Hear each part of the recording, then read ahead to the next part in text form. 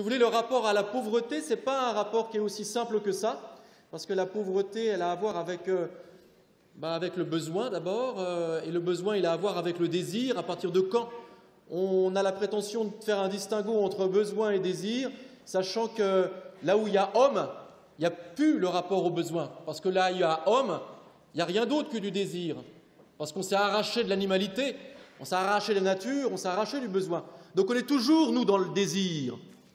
Et par conséquent, ça va beaucoup compliquer la situation quand on prétend parler de la pauvreté en la circonscrivant comme ça et en disant, bon, ce qui se joue, c'est simplement ceux pour qui les besoins fondamentaux ne sont pas satisfaits. Sauf que manque de peau, si tu veux, là où il y a homme, il n'y a pas du besoin, il y a du désir. Et ce qui caractérise peut-être l'homme en vérité, c'est qu'il est toujours dans des désirs qui ne sont jamais satisfaits.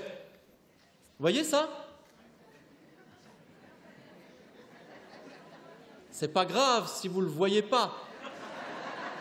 Parce que comme je vous l'avais dit, cette introduction, c'est d'abord pour que les retardataires arrivent. Il y a un deuxième élément qui est intéressant par rapport à cette question. Donc, vous voyez, le rapport à la pauvreté, je pense que c'est quelque chose que nous avons interrogé par rapport au désir.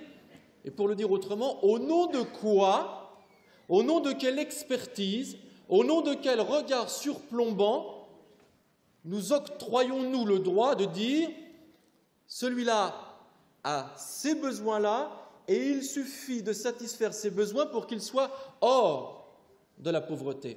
Au nom de quoi sommes-nous, nous, qualifiés pour opérer cette discrimination entre des besoins qui seraient de l'ordre du nécessaire, donc du louable, et des désirs qu'il faudrait bannir.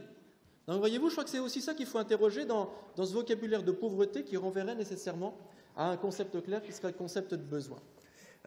L'autre élément que je voudrais un petit peu interroger, c'est la notion de contrôle. Alors effectivement, ça peut être une donnée sociologique, mais ce qui est assez intéressant quand on réfléchit à la notion de contrôle, c'est que étymologiquement, le contrôle, c'est le contrarotulus, en latin.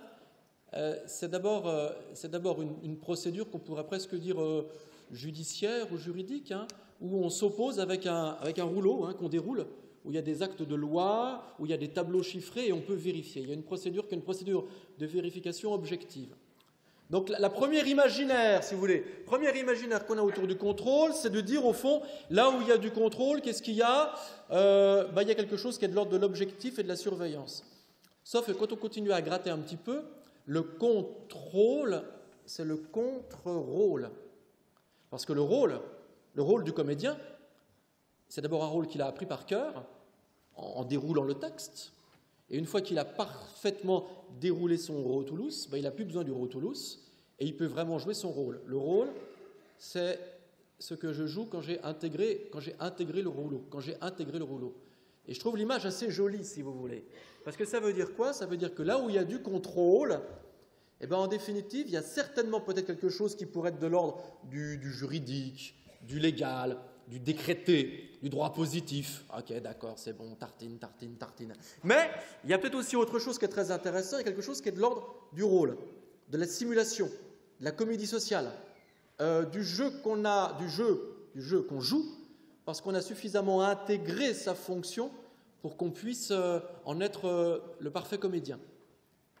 Et si je mets côte à côte ces deux réflexions que je porte sur le contrôle des pauvres, ça laisse entendre qu'il ne faut jamais oublier que dans la question de la pauvreté, il y a un rapport au désir.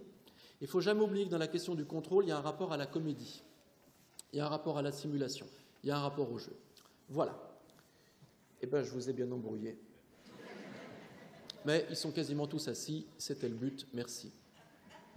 Alors, je voulais, pour réfléchir à ça avec vous, je voulais peut-être me servir de deux auteurs qui sont vraiment intéressants pour brasser un peu ça et pour essayer de penser un petit peu ce qu'il en est du contrôle de la pauvreté. Et les deux auteurs que je vais convoquer, ça va être Michel Foucault.